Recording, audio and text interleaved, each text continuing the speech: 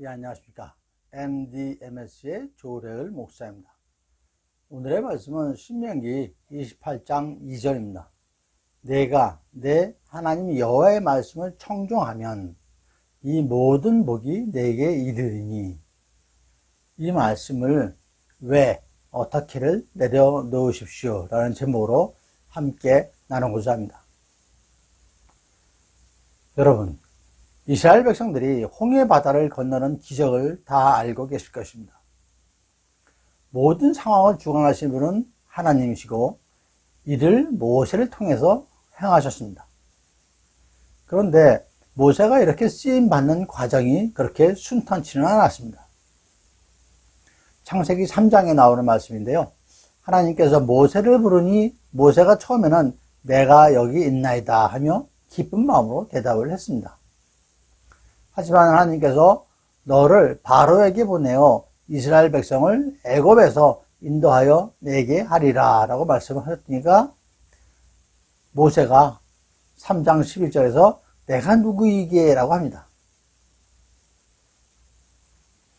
그래서 하나님께서는 모세를 설득도 하고 지팡이가 뱀으로 변하는 능력도 보여주시고 그랬지만 모세의 대답은 다음에 4장 13절에서 오 주여 보낼 만한 자를 보내소서라고 대답을 합니다. 거절을 하는 거죠. 또한 6장 12절에서는 나는 입이 둔한 자니이다 라고 하면서 말도 잘 못하는데 백성에게 무슨 말을 하고 백성이 자기를 따르지 않을 것이라고 하는 것이죠. 그래서 하나님께서는 모세에게 이번에는 아론을 보여주시고 결국은 모세를 통해서 이스라엘 백성들을 구원하시고 광야 생활 40년을 하게 하십니다. 그런데 정작 하나님께서는 모세는 가나안 땅에 들어가지 못하게 하셨습니다. 민수기 34장 4절 말씀에요. 여호와께서 그에게 이르시되 이는 내가 아브라함과 이삭과 야곱에게 맹세하여 그 후손에게 주리라 한 땅이라 내가 내 눈으로 보게 하였거니와 너는 그리로 건너가지 못하리라 하시매 라고 하셨습니다. 하나님께서는 모세에게 여리고 맞은편 비스가 산 꼭대기에서 가나안 땅을 모세에게 보여주시면서도 너는 그리로 들어가지 못한다 라고 하시는 것이죠. 그럼 이에 대해서 모세의 반응은 어땠을까요? 성경에 의하면 그때 모세의 나이가 120살 정도였다 합니다. 그런데도 눈이 흐리지도 기력이 쇠하지도 않았다고 합니다. 그런 모세가 과연 어떻게 했을까요? 남유다 왕국에 예레미야 선지자가 있습니다. 하나님께서는 그에게 말씀하시기를 너는 여러 나라의 선지자로 세워놓으라 라고 하셨습니다. 이에 대한 예레미야 대답은 1장 6절에서 주 여호와여 보소서 나는 아이라 말을 할 줄을 알지 못하나이다 라고 대답을 했습니다. 학자들은 예레미야가 당시 나이가 13살 또는 20살 정도로 추정을 하고 있습니다. 모세의 모습과 비슷하지 않습니까? 그는 어린 나이에 부름을 받아서 남유다의 그 마지막 5왕, 이 7위하는 동안 긴 시간 동안 선지자로서 활동을 했습니다. 그리고 예루살렘 성전이 파괴되는 것, 그리고 남유다가 멸망할 것, 그 다음에 유다 백성들이 포로로 잡혀갈 것 등을 예언을 한 눈물의 선지자이기도 합니다. 지난 8월 말경에 그 유학생 선교 컨퍼런스 집회에서 카이스트의 그 가현옥 교수님의 간증을 들었습니다. 놀랍게도 그분은 앞을 볼 수가 없는 시각장애인이었습니다. 선청성 장애이고 부모님도 시각장애인이라고 합니다. 그런데 미국 유학해서 공부하고 피츠버그 대학에서 시각장애인용 컴퓨터를 개발을 했고 현재는 카이스트에서 연구 활동을 하고 계십니다. 간단히 간증 내용을 말씀을 드리도록 하겠습니다. 어렸을 때 부모님이 일하러 나가시면 앞을 못 보는 그런 가교수께서 혼자 집에 있어야 하는데 호기심이 많아서 맨날 밖에 나가다가 놀다가 혹은 날 다쳐서 집에 돌아오곤 했다고 합니다. 결국 6살 때쯤에서 장애인인 그 부모님께서 더 이상 돌보기가 어려워서 고아원에 보내지게 됩니다. 거기서 기독교를 처음 접하게 되는 거죠. 거기 있는 동안 매일 예배를 드렸는데 하나님은 사랑이고 능력자이신데 나는 부모님과 살 수도 없고 어떻게 장애인이 되었나 싶어서 믿음이 생기지 않았다고 합니다. 장애인들만 있는 고아원에 가니까 여러 모습의 장애인들과 함께 있게 되었고 장애인이면서도 돈이 많은 부잣집 장애인도 있었고 음악 등 특출난 재능이 있는 장애인도 보면서 자신은 평범한 장애인이라는 것에 대해서 제대로 믿지도 않았지만 예배 시간에 왜 나를 이렇게 시각장애를 주시면 다른 사람처럼 다른 특별한 재능이라도 주셔야 살 수 있지 않냐고 날부로 어떻게 살라고 그러시냐고 그런 투정도 많이 부렸다고 합니다. 그러다 결국 공부만이 답이겠다 생각을 해가지고 공부를 하였지만 앞을 못 보는 사람이 공부하기가 쉽지가 않을 것이죠. 모두 외워야 합니다.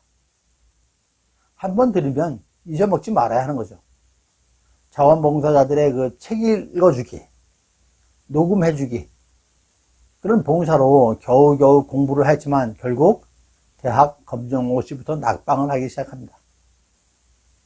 그래서 7년 동안 공부도 모두 포기하고 그냥 물리치료사를 하면서 허송세월을 보냈다고 합니다. 그러다가 다시 고아원을 찾아가는데 그때의 그 심정은 이루 말할 수 없었다고 합니다. 모든 걸 포기한 상태죠. 그렇게 다시 책을 잡기 시작해서 결국 연세대학교에 입학을 하고 미국에 가서 박사과정 공부까지 하고 돌아왔다고 합니다. 가연욱 교수는 마음의 상처 때문에 15년이나 교회를 다녔지만 할렐루야라고 할 때마다 아멘이라는 대답을 하지 못하는 그런 시장 생활을 했다고 고백을 합니다. 그러다 20대 중반이 되었죠. 그분의 고백입니다. 사는 게 끔찍했습니다. 살아온 시간보다 더 오랜 인생을 두려움 속에 저 자신을 남과 비교하면서 이렇게 계속 살 수 없다는 생각이 들었습니다. 하나님께 왜, 어떻게 라는 불만을 토하다가 결국은 하나님과의 진정한 만남을 갈급해 했고 결국 왜, 어떻게를 내려놓으니까 내 인생에 그분이 들어와 주셨습니다. 저의 삶을 해석할 때 모든 것이 하나님의 은혜입니다. 대학도 갈 수 있을까 의구심이 있었는데 기적같이 가게 되었고 보통 책보다 10배나 비싼 점자책으로 공부를 하러 갈 때 시간, 비용, 물질, 노동력 등 많은 것이 필요했습니다. 봉사로 책을 읽어주시던 대학생 누나, 형들이 시험 기간이라 못 오시면 공부를 할 수 없었거든요. 제가 경험한 어려움들을 극복하는 것이 저의 전공이 되어버렸습니다. 가 교수님의 고백입니다. 가 교수님은 저희의 불굴의 의지가 아니다. 탁월한 지성이 아니다. 저는 이미 장애에 굴복했던 사람이다. 혹시 저를 어느 자리에서 소개할 때에 장애를 극복한 사람이라고 절대 소개하지 말라고 합니다. 저는 그런 사람이 아니다 라고 하는 거죠. 하나님이 그 말씀을 들으면 섭섭해 하실 것이다 라고 말씀을 하고 계십니다. 그렇게 된 유일한 이유는 말라 죽어가던 내가 생명나무 되신 그리스도에게 붙었다라는 단 한 가지 이유 때문에 그리고 듣게 하신 주의 말씀과 깨닫게 하신 주의 은혜를 겨자씨보다 작은 믿음을 들여 최선을 다해 순종했을 때 하나님께서 인도하셨을 뿐이다 라고 고백을 하십니다. 모든 것은 주님께서 인도하신 것이라는 고백이죠. 천국 가서 하나님께서 너는 어떻게 살았니? 라고 물으실 것입니다. 하지만 이런 일도 했고 저런 것도 만들었고 박사학위와 교수 등이 자랑스러울 것이 하나도 없다라는 것이죠. 그것은 내가 한 것도 아니고 그것들은 열매도 아니라는 것이죠. 단지 잎사귀일 뿐이라고 하십니다. 물론 나무에는 광합성을 하고 양분을 만들어서 그것으로 열매를 맺게 하는데 잎사귀가 필요하죠. 그러나 하나님께 드릴 열매는 아니라는 거죠. 우리가 믿음으로 하지 않는 것은 다 헛것이라는 것입니다. 그런 것을 내놓을 수는 없다는 것이죠. 내가 했던 어떤 일을 가지고 아무리 선한 동기를 가지고 했더라도 그 속에 악한 마음이 있다면 어떻게 거룩하신 하나님 앞에 내놓을 수 있겠습니까? 가 교수님께서는 이렇게 반문을 하십니다. 이어서 그러나 한 가지는 말씀드리고 싶다라고 하면서 하시는 말씀이 저희의 믿음 없음과 저희의 불순종으로 인해서 많은 시간을 낭비했지만 그래도 하나님께서 저를 버리지 않으시고 포기하지 않으시고 끝까지 저를 인도해 주셨다. 그것이 주님이시다. 내 인생은 오직 주님께서 인도하심에 있다. 그것 한 가지만은 분명히 말씀드리고 싶다. 라고 간증을 하셨습니다. 저는 그 가교수님의 간증에서 터닝 포인트를 발견을 할 수가 있었습니다. 전환점이죠. 왜 나를 시각장애인으로 낳으셨나요? 아무 특출한 재능도 안 주시고 어떻게 살려고 하시나요? 이런 하나님에 대한 원망의 마음을 내려놓는 순간 길이 보였다는 것이죠. 왜를 내려놓고 부정적인 어떻게를 긍정적 어떻게로 바꾸는 것이죠. 나는 어떻게 하면 됩니까로 바꾸는 것이죠. 현재의 상황을 인정한다는 것은 하나님을 인정하는 것이고 이것은 하나님의 주권을 인정하는 것입니다. 현재 나의 모습을 그분이 만드셨으니 그분이 나의 삶을 그분의 목적대로 이루실 것이라는 믿음과 소망이 있는 것입니다. 이것이 내려놓음의 축복입니다. 순종이란 나를 내려놓는 게 곧 순종입니다. 여러분, 방주를 만들라는 하나님의 명령에 노아는 아무 질문도 하지 않았습니다. 하나님께서 아브라함에게 가족을 데리고 고향을 떠나라고 할 때 아브라함은 왜요? 어디로 가라고 그러시나요? 이런 질문 하지 않고 아무 말 없이 떠났습니다. 아주 늦둥이 외아들 이삭을 번제물로 바치라고 할 때도 왜, 어떻게, 이거 묻지 않았습니다. 그리고 아무 말 없이 이삭을 데리고 갔습니다. 요셉도 자신이 죽게 되고 노예로 팔리고 종노릇하고 또 모함으로 옥에 갇히고 그래도 왜 이렇게 하십니까? 라고 묻지 않았습니다. 다윗도 마찬가지죠. 40년간 사울을 피하여 도망다닐 때도 그랬지만 신약시대의 인물로 복음을 전파하다가 돌에 맞아 죽을 상황인데도 스데반은 오히려 주여 이 죄를 그들에게 돌리지 마옵소서 했습니다. 사도 바울도 복음 전파하면서 감옥에 투옥되고 매맞고 그래도 왜 어떻게 하지 않았습니다. 그들은 어떻게 그럴 수 있을까요?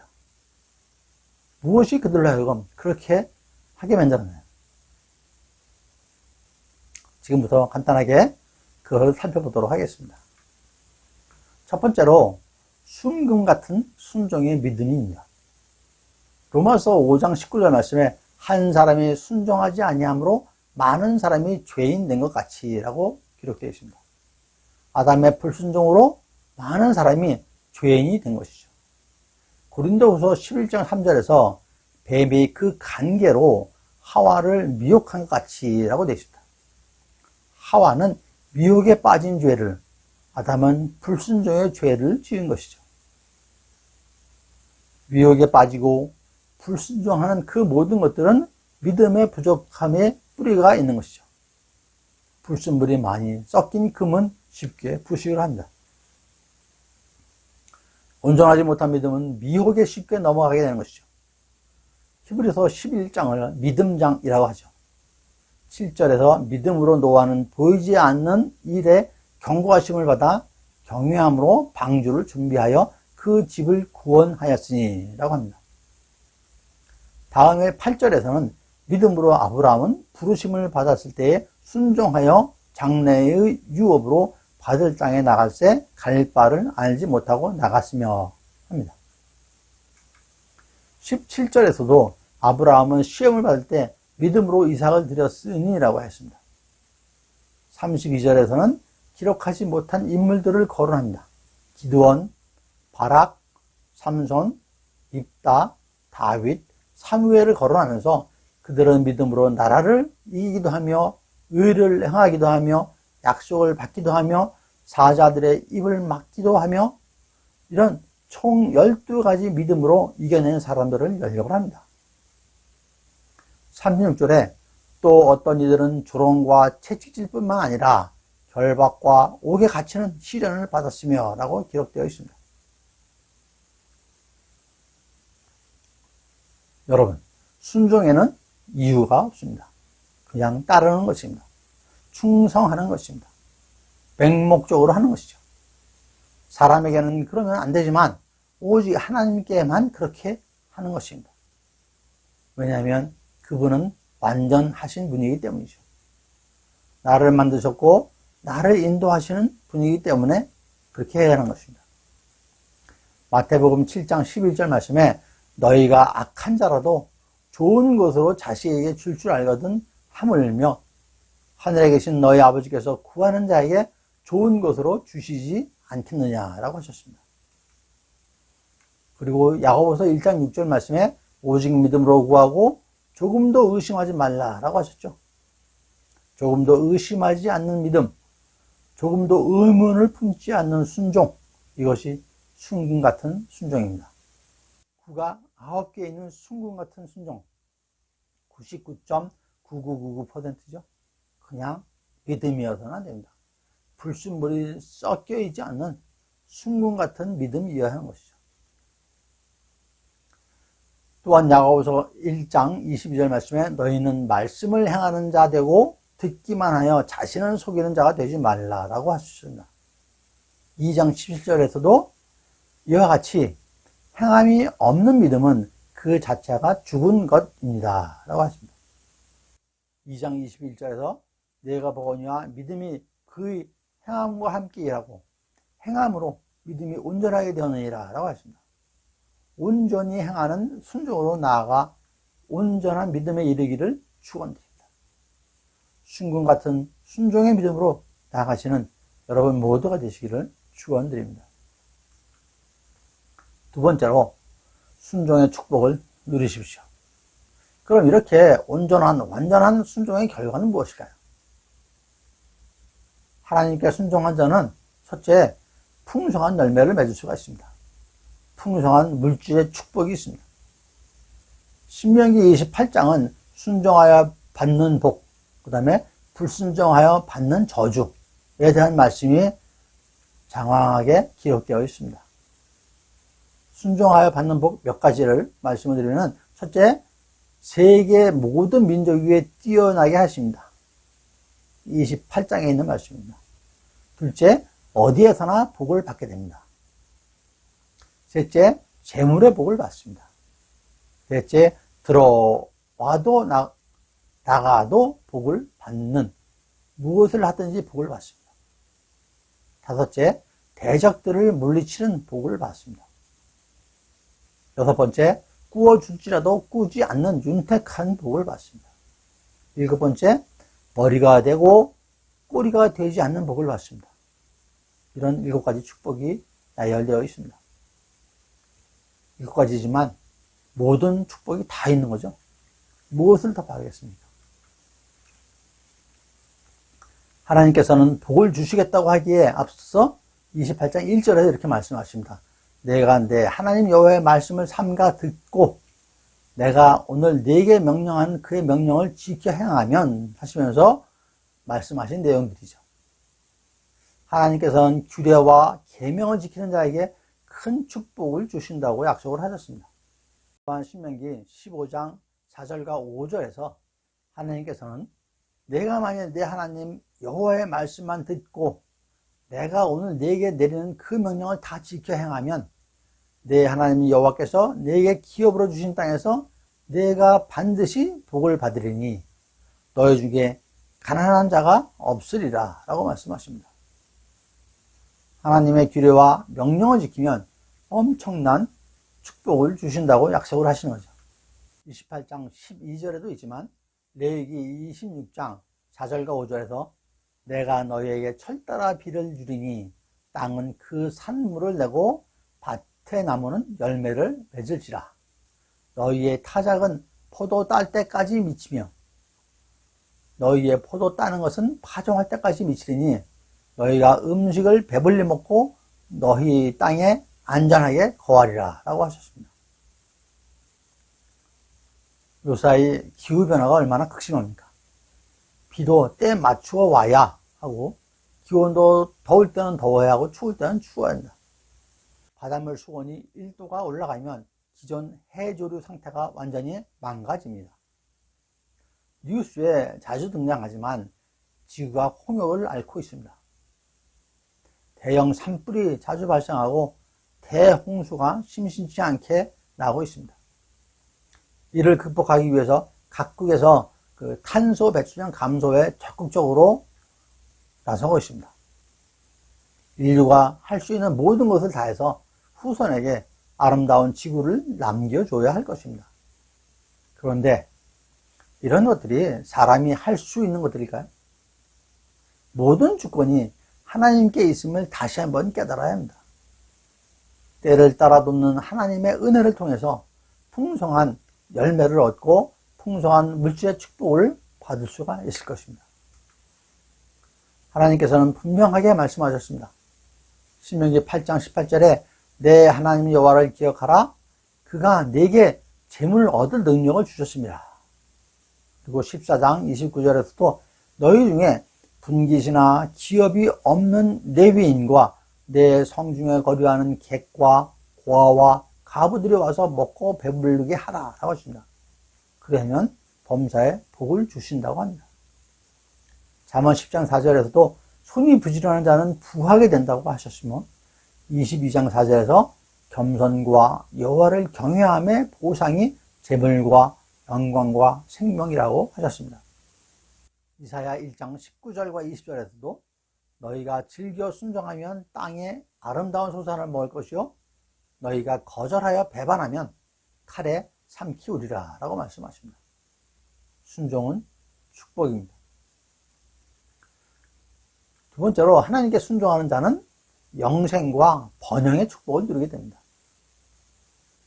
창세기 26장 12절에서 13절에 이삭이 그 땅에서 농사하여 그 해에 100배나 얻었고 여호와께서 복을 주심으로 그 사람이 창대하고 왕성하여 마침내 거부가 되어 라고 기록되어 있습니다. 이삭이 누구입니까? 아버지 아브라함이 늦둥이 외아들 이삭을 번제물로 바치라고 하실 때 온전히 순종하여 드린 이삭입니다. 이삭도 3일 동안 가는 길에 심지어는 아브라함이 제단을 쌓고 나무에 올려놓고 이삭을 결박을 해서 제단 나무 위에서 칼로 이삭을 잡으러 갈 때까지 아무 얘기를 안 했습니다. 아버지께 왜 그러세요? 아버지 어떻게 나를 제물로 드릴 수가 있습니까? 이런 얘기 하지 않았습니다. 아버지 아브라함은 죽은 후 흉년이 들어 이삭이 그랄 지방으로 갔습니다. 하나님께서 이삭에게 나타나시어 말씀하시기를 애굽으로 내려가지 말고 하나님께서 지시하는 땅에 거주하라고 하십니다. 창세기 26장 2절에 나오는 말씀입니다. 그래서 이삭이 하나님의 말씀에 순종해서 100배의 결실과 창대함과 왕성함의 축복을 받은 것입니다. 이 또한 아버지인 아브라함의 순종의 결실이기도 합니다. 26장 5절에 이는 아브라함이 내 말을 순종하고 내 명령과 내 계명과 내 율례와 내 법도를 지켰음이라 라고 하십니다. 아버지 아브라함의 믿음과 순종, 아들 이삭의 믿음과 순종, 그 열매는 100배의 축복입니다. 엄청난 장대한 축복이죠. 앞에서도 말씀을 드렸지만 신명기 28장에서 가장 먼저 언급하신 것이 1절에 내 하나님 여호와께서 너를 세계 모든 민족 위에 뛰어나게 하실 것이라고 하셨습니다. 그리고 6절에서 내가 들어와도 복을 받고 나가도 복을 받을 것이라. 그리고 7절에서는 적군들이 내 앞에서 패하게 하시리라. 9절에서는 너를 세워 자기 성민이 되게 하시리라. 13절에서는 너를 머리가 되고 꼬리가 되지 않게 하시며 위에만 있고 아래에 있지 않게 하시리라고 하셨습니다. 순종에 따른 축복은 이루 말로 다 할 수가 없습니다. 끝이 없는 축복입니다. 하나님만 온전히 완전히 의지하면 이 엄청난 축복을 누릴 수가 있는 것입니다. 오늘의 본문인 신명기 28장 20처럼 하나님의 말씀을 듣고 따르면 이 모든 복이 임한다고 하시는 것이죠. 여러분, 하나님의 말씀에 반문하지 마십시오. 왜? 어떻게 하지 마십시오.